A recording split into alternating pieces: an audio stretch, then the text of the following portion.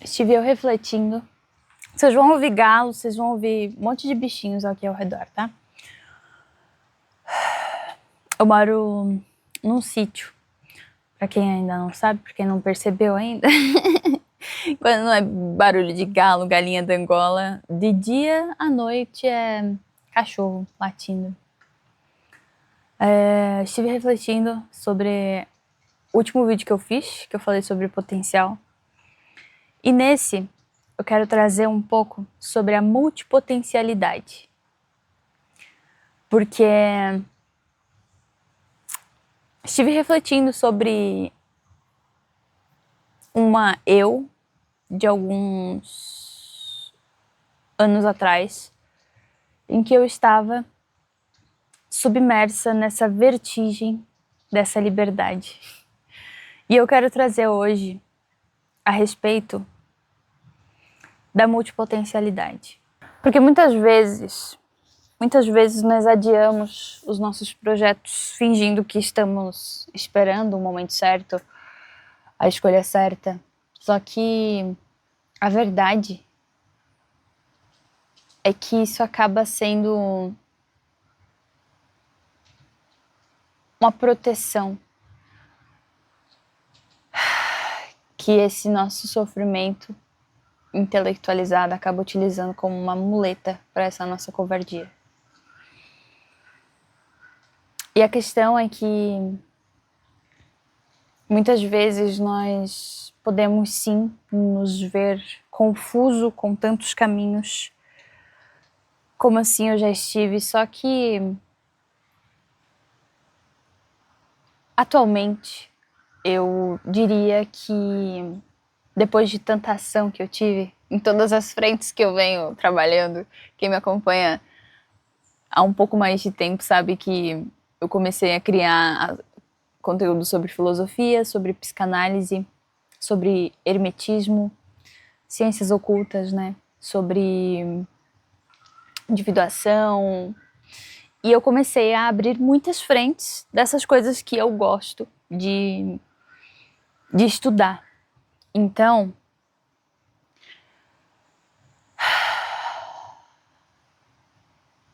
eu quero trazer um pouco sobre essa multipotencialidade e desse atrito com a realidade. Até rima, né, cara? Maldito dom, cara. Olá, pessoas. Se você busca um seminário falando sobre filosofia, utilizando termos intelectuais para dificultar a comunicação, acumulando referências vazias, onde muitas vezes se confunde com a densidade e a prolixidade, e muitas vezes o indivíduo acaba achando que para ser profundo tem que ser chato, confuso e inacessível, esse canal não é para você. O meu canal ele funciona como um diário pessoal, justamente porque eu transbordo o que eu vivo. Aqui, o objetivo é trazer a filosofia existencial para o dia a dia, transformando em algo um pouco mais prático. Então, se você se identifica, considere se inscrever. A minha meta é de chegar em 500 inscritos em breve, porque eu tenho algumas coisas para colocar na esteira de produção. Se você gosta de filosofia e você não sabe por onde começar, eu venho criando conteúdos lá no Instagram, onde eu busco descomplicar essa filosofia, trazendo comparativos e grandes nomes da filosofia, com um olhar um pouco mais prático sobre o assunto, para que a gente dê um norte sobre esses pensadores.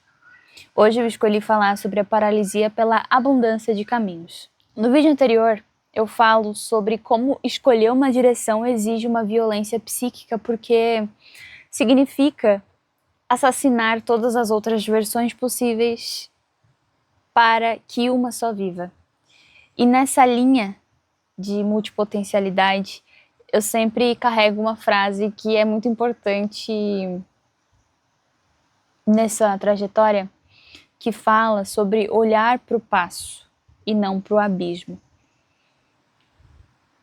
Então, esse vídeo que eu gravei no vídeo passado, nós conversamos sobre o peso sufocante do potencial absoluto. Mas hoje eu quero ir direto à ferida daquela culpa silenciosa, quando a gente deita a nossa cabeça no travesseiro sabendo que o dia ele foi confortável, só que artisticamente ele foi covarde. Eu diria que é uma sensação bem incômoda, porque a gente não fracassa publicamente, a gente não passou vergonha, a gente até pagou os boletos, só que a gente sabe que a gente se escondeu atrás desse excesso de planejamento. Adiar algum projeto não nos protege de absolutamente nada. Vai criar um ressentimento crônico contra mim mesmo. Uma espécie de mofo na minha alma que pode roer essa autonomia. Na clínica, eu sou psicanalista, para quem não sabe, eu vejo muito isso acontecer. Eu vejo até com uma certa constância. Essas mentes multipotenciais. Chega o analisando e ele me traz uma confusão de cadernos, vários post-its, vários insights muito brilhantes. Vários projetos, tudo ao mesmo tempo. E a ideia na mente dele é um diamante lapidado. Só que na hora de sentar e fazer o que tem que ser feito, a paralisia chega. Para tirar um pouquinho do abstrato, pense na mente multipotencial como um maestro diante de uma orquestra invisível. Na sua cabeça de maestro, a sinfonia ela é perfeita. O som das cordas, os metais, o ápice dramático. Tudo ressoa em perfeita harmonia. Só que quando o maestro pega a batuta para reger os músicos reais na matéria, o primeiro som que vai sair é de um sopro desafinado, de um violino arranhado.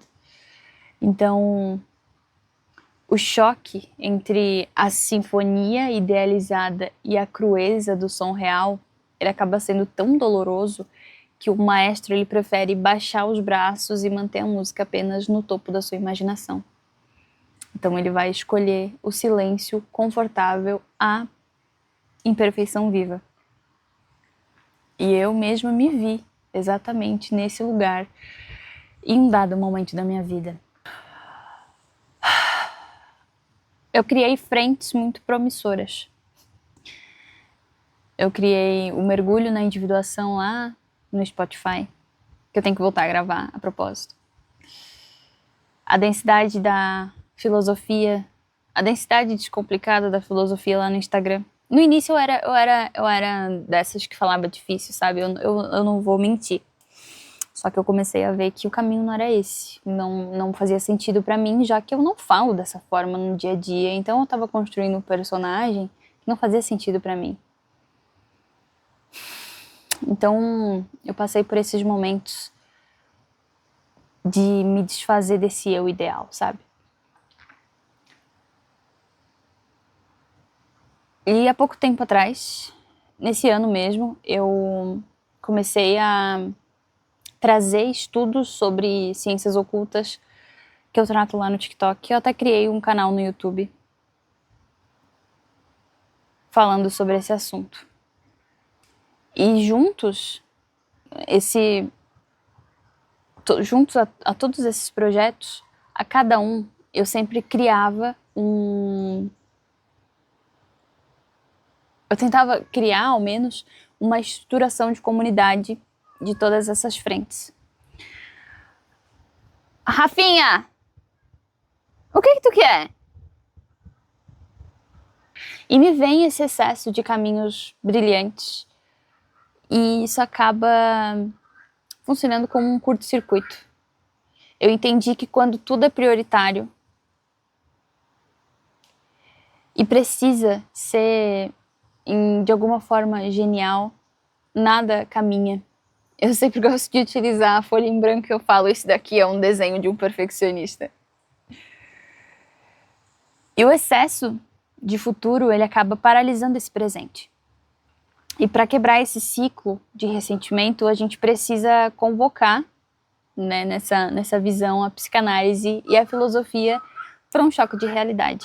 A psicanalista Karen Horney, eu falei dela no vídeo anterior, se eu não me engano. Falei sim, eu lembro. Ela nos dá a chave desse conceito, desse eu idealizado. O neurótico, psicanaliticamente falando, né, porque todos nós carregamos essa dose de neurose, ele cria uma imagem tirânica e perfeita de si mesmo.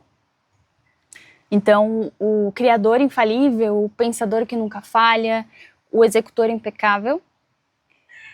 E esse eu idealizado, ele cria uma lista de cobranças que são impossíveis. Então, quando a gente olha para o eu real, que está cansado, que erra a dicção, que não tem um cenário perfeito, a distância, ela é tão brutal que a gente prefere não agir para não arranhar essa pintura desse nosso monumento interno que foi construído. E é aqui que entra Nietzsche e a necessidade de uma estética do tosco. Porque Nietzsche, ele nos lembra da importância do erro, do caos gerador e da coragem de abraçar o vir a ser. O caminho prático não é a gente esperar uma iluminação ou equipamentos ideais, equipamentos perfeitos, mas forçar o espectador e principalmente a nós mesmos a aceitar que primeiro é o simples que vai funcionar. É que nem eu falei no vídeo anterior, que o começo, ele é todo desengonçado mesmo. Ele é imperfeito, ele é cru, ele é quase primitivo. O erro real é infinitamente superior e muito mais fértil do que a imaginação perfeita, essa perfeição imaginária. O erro na matéria, ele nos dá dados para que a gente consiga corrigir. A perfeição, quando a gente mantém nesse mundo das ideias, ela só vai nos dar ansiedade. Então, agir imediatamente sem as condições que muitas vezes o nosso orgulho exige é o verdadeiro ato de profanação a esse ego inflado. Eu sempre defendo muito a questão do ego como algo necessário para que sejamos dignos, né, da vida que temos, porque o ego, quando ele está bem estruturado, ele nos ensina sobre limite, ele nos ensina sobre onde termina a gente e começa o outro. E quando esse ego, ele vem com essa ideia de dissolução, eu acho muito torto esse assunto. Então, a dissolução, eu acredito que ela precisa vir desse ego inflado, desse ego frágil, e não do ego em si. Eu acho que é importante que saibamos desconstruir um pouco dessa visão. Porque é necessário que sejamos um pouquinho egoístas, porque e é muito banalizada essa palavra também, né? Egoísta, egoísmo, porque as pessoas, elas sempre acabam levando para esse lado negativo da coisa em si. Mas como todo lado negativo tem os seus lados positivos, e quase ninguém fala sobre os lados positivos. Então, quando a gente domestica essa nossa faceta que quer o controle absoluto, essa luz perfeita, essa projeção desse eu ideal,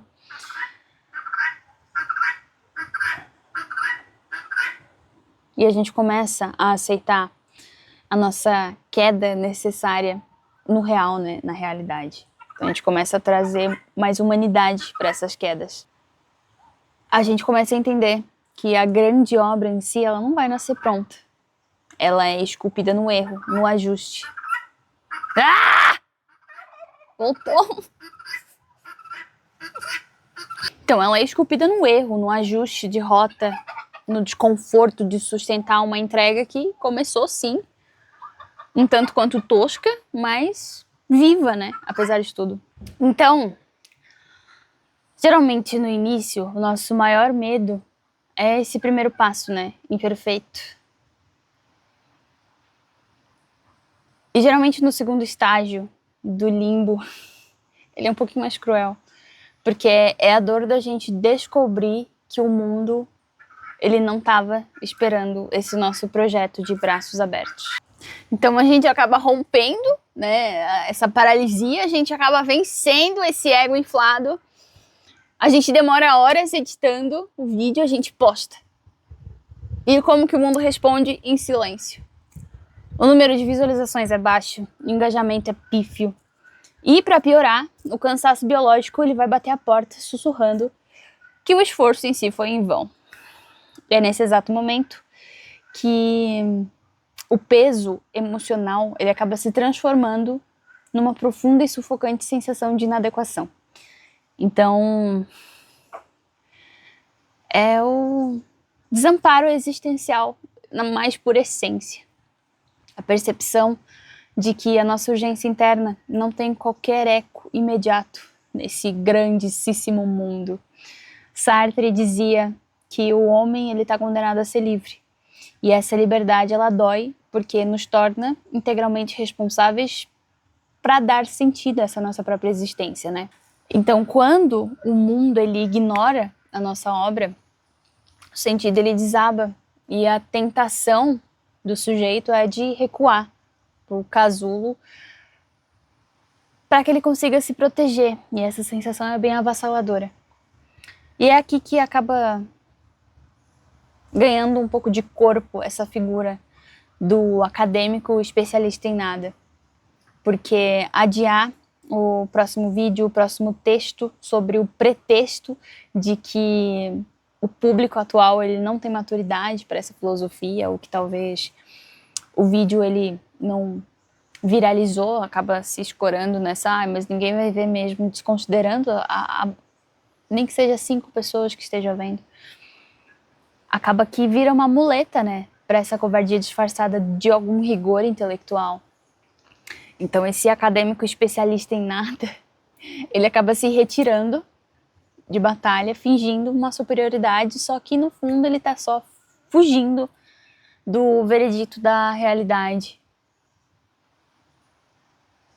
Eu até falei eu recebi... Cara, eu crio conteúdos lá pro Instagram e eu recebo tantos comentários. E o que mais me admira, eu falei até nos stories, pessoas que não criam, né, conteúdo, mas se acham no direito de falar alguma coisa a respeito do conteúdo que o outro está criando, que o outro se presta a criar. E muitas vezes são pessoas mais velhas, pessoas com diploma, pessoas que têm ali o diploma para dar carteirada e não faz, sabe? Então, e acaba se escondendo atrás desses rótulos, né? De toda essa questão e toda essa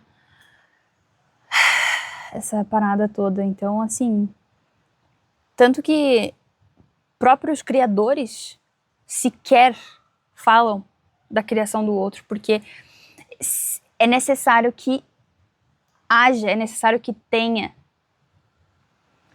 uma coragem o suficiente para que você coloque o seu rosto e você fale sobre as coisas os seus pensamentos pensantes, né? Então, na criação de conteúdo em si, existe esse reconhecimento. Por mais banal que seja, pelo menos da minha parte, por mais banal que seja o conteúdo, eu não vou chegar e começar a falar que a Virgínia não cria um conteúdo útil.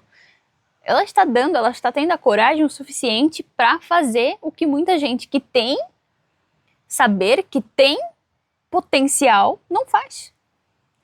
Entende? Então é cada um com seus cada quais, né? Porque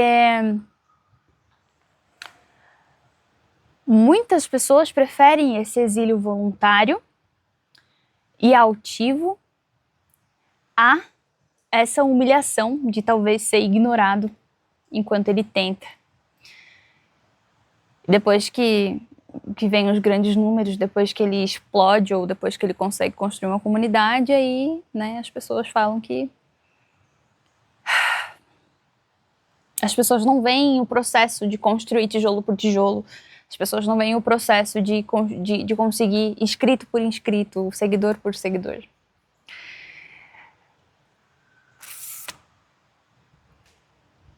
Eu acredito que seja um existencialismo às avessas, porque o indivíduo ele se recusa a ser no mundo através da ação, porque o mundo não aplaude ele de pé, de primeira, né? Então,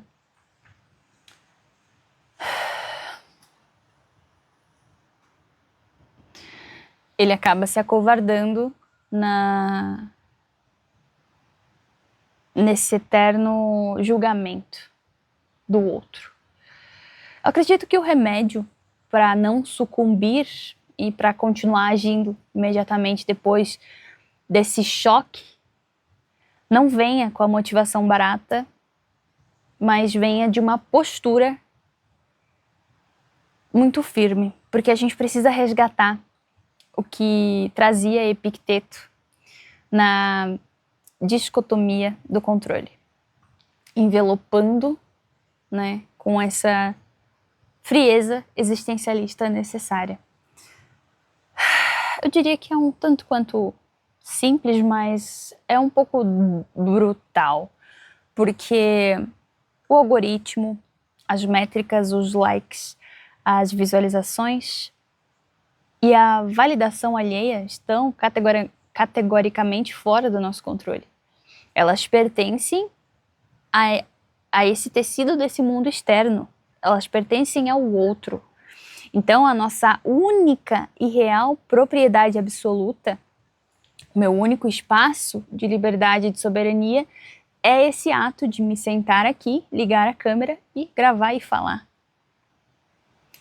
Algo que eu julgo que seja útil e que, aos ouvidos que o que eu falar aqui esteja disposto a ouvir, também de alguma certa instância será útil. E o resto é fumaça. Então, a ação imediata que eu proponho nesse contrapeso do silêncio é o que eu chamaria de desapego histriônico, se é que assim podemos categorizar.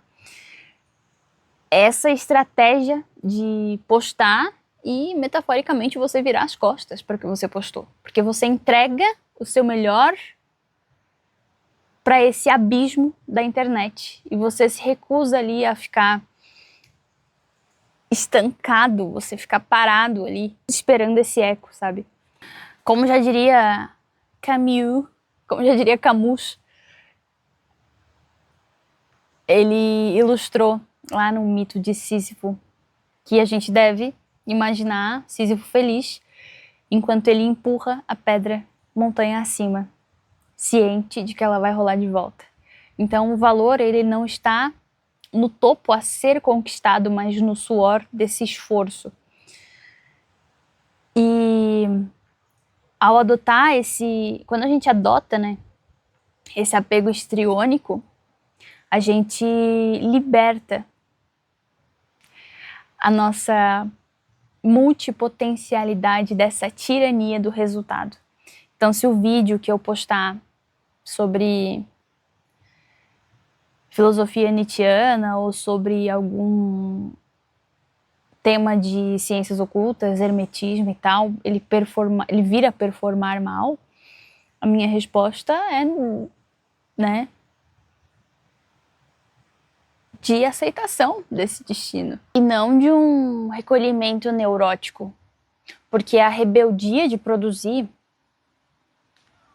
o próximo, ela vai sobrepor, sabe? É você construir um ativo, independente dos números. A questão é que a gente não cria porque o mundo ele pede. A gente cria porque o silêncio do mundo nos obriga a falar, a expressar. E aqui eu entro até no paradoxo da abundância, porque eu não vejo, né, como um privilégio de quem tem muitas opções, essa multipotencialidade. Mas eu talvez, por eu já ter passado por isso, ver mais como uma maldição existencial camuflada dessa liberdade. Porque a gente deixa de lado as técnicas e a gente olha para o vazio em si, que acaba se instalando quando a gente coloca a nossa cabeça no travesseiro, quando a noite cai, quando o silêncio ele ecoa. De escolher, como eu disse no vídeo anterior, é um ato de violência. E no fundo de toda paralisia por esses excessos de caminhos, por esses excessos de frente, existe uma grande farsa que a gente conta para nós mesmos, onde nós não nos orgulhamos dessa multipotencialidade. Nós nos consolamos dizendo que somos vastos demais para caber numa caixinha só. Só que se formos... Por que minha câmera tá caindo? Quando não é uma coisa é outra, eu acho incrível. Eu acho muito incrível.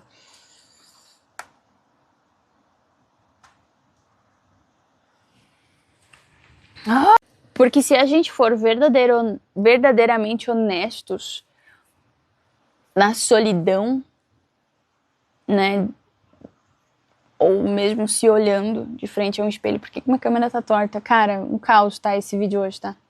Um caos. A gente acaba dando pra essa sensação o nome de pavor. Pavor dessa finitude. Porque quando eu me vi transitando por todas essas frentes da filosofia, da psicanálise, do ocultismo, adiando o compromisso real em qualquer uma dessas estradas sobre o pretexto de não querer assassinar essas outras, porque eu tinha essa sensação. Se eu focasse num assunto só que eu gosto, eu vou assassinar todas as outras opções, sabe? São tantas escolhas, são tantos caminhos que você cria essa ideia de assassinar as outras ideias. Só que eu acabei cometendo um certo crime que acaba sendo muito pior, porque é o suicídio por omissão. Por que suicídio por omissão? Cara, o peso emocional nessa condição, ela acaba vindo como uma ansiedade dilacerante, porque ela me obriga a tentar viver 3 ou 4 futuros hipotéticos ao mesmo tempo. Então, na minha cabeça, eu já sou a psicanalista com a clínica lotada, com os livros publicados, tudo ao mesmo tempo. Eu já sou a filósofa que tensiona o pensamento contemporâneo em ensaios densos e, simultaneamente, a ocultista que domina e transmite as chaves do hermetismo. Então, eu quero tentar habitar todas essas chaves, todas essas vidas de uma forma plena. E qual que é o resultado real? Nenhum. Porque a consequência disso é não habitar o presente. Essas frentes, elas se tornam fantasmas que competem entre si por uma energia que eu entendi que agora, no momento, eu não tenho como multiplicar. Porque o que acontece? Isso é uma experiência pessoal. Enquanto eu escrevia sobre Freud, o fantasma de Nietzsche, ele me acusava de abandonar a filosofia. Quando eu estudo o hermetismo, eu criava conteúdo sobre o hermetismo, a psicanálise, ela me puxa pelo braço dizendo que eu estou fugindo da ciência do inconsciente. Então, essa autofagia mental faz com que os meus dias terminem numa exaustão estéril. Então eu canso como se eu tivesse carregado pedras, só que são pedras feitas de fumaça. E eu me identifico muito com essa angústia, porque Kierkegaard, ele compreendeu ela como ninguém. Para ele, a angústia é a vertigem da liberdade, é a sensação de que temos, é a sensação que temos quando a gente olha para esse abismo de infinitas possibilidades e a gente percebe que somos nós que temos que escolher onde que a gente vai pisar. Então, Kierkegaard, ele nos lembra que quando a gente decide por alguma coisa, é fundamentalmente aceitar a morte de todas as outras coisas que poderiam ter sido. Então, escolher um caminho é assassinar os outros. E nós, na nossa arrogância neurótica, queremos ser imortais. Queremos todas as vidas, todas as frentes, todos os aplausos. Então o choque existencial que eu tive foi de perceber que a minha recusa em escolher uma prioridade não era amor por essa minha pluralidade. Era só uma covardia fantasiada de potencial. Porque eu preferia manter os projetos lá no estágio da promessa eterna, lá na estante.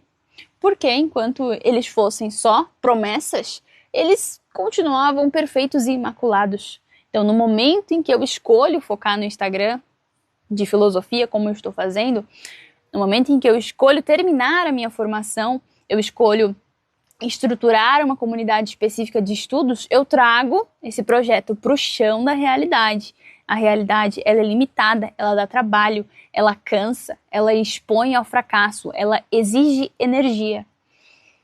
E o paradoxo que isso tudo traz é que tentar salvar todos esses meus futuros hipotéticos da morte, eu acabo condenando todos eles ao limbo, porque eles não vivem.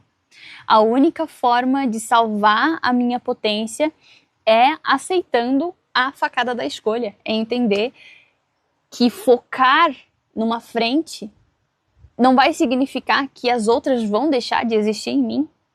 Porque afinal, a psicanálise que eu pratico, ela é banhada pela filosofia que eu leio, ela é tensionada pelo ocultismo que eu estudo. Então elas vão se alimentar lá no subsolo. Só que lá na superfície, na matéria em si, eu preciso fincar uma bandeira por vez. Do contrário, eu continuo sendo uma coleção brilhante de começos, assombrada pelo fantasma daquilo que eu poderia ter sido. Se tivesse tido a coragem de deixar morrer o que não podia nascer no mesmo tempo. Ai, mas isso é óbvio. Para a cabeça de um neurótico, não é óbvio. Eu não vou entrar em termos psicanalíticos. Não aqui. Então, esse vídeo já tá bem longo. Eu já tô querendo entrar em outras questões, em outras ramificações. Se deixar, eu vou muito longe, tá? Talvez, caso você queira entender um pouco mais do psicótico, do neurótico, eu posso trazer aqui numa visão psicanalítica, porque é uma área de estudo que me fascina bastante. Eu quero também trazer sobre sonhos, sobre a linguagem, sobre Lacan e tal. Em algum momento eu trago. E é isso, cara. Se você cansou de viver nesse limbo de potencial e você talvez queira dar o primeiro passo prático para mapear a sua própria mente, todos os caminhos que eu construí para te tirar dessa paralisia, eles estão aqui na descrição desse vídeo. O projeto Prisma é o meu projeto mais denso, é o meu grande filho no mundo hoje. É uma ferramenta anual que eu desenvolvi originalmente para essa prática clínica que eu faço, né? Então, ela é mais focada no bem-estar, na autoconsciência, no desenvolvimento pessoal. Lá dentro do Prisma, você vai entender o funcionamento neurobiológico e psicanalítico das suas emoções, além de ter acesso a uma biblioteca completa de autores para que você se aprofunde de cabeça no assunto. Eu criei também o Catarse.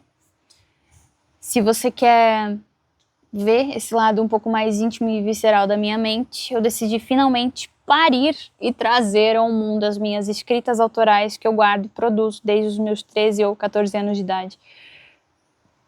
Eu tenho 25 anos, para quem tem essa dúvida, mas lá é um lugar para que eu consiga trazer, né, essas escritas que são tão vivas. E caso você queira se tornar um intimista, é possível que você financie esse meu intelecto diretamente para fazer parte dessa comunidade. É R$9 por mês. É um valor muito simbólico. Para financiar toda essa criação que eu tenho feito no YouTube, no Instagram. E, enfim, todas as frentes que eu venho agindo. O podcast e as redes também. Então, se você quiser continuar essa conversa no cotidiano, você pode me seguir lá no Instagram. onde eu entrego pílulas de filosofia totalmente descomplicada no dia a dia. E para quem quer um mergulho focado na individuação e na psicanálise através do áudio, tem o meu podcast que está inteiramente disponível tanto no Spotify quanto aqui no YouTube. Todos os links estão fixados no primeiro comentário na descrição. Escolha o seu caminho, saia da teoria e eu te vejo no próximo vídeo.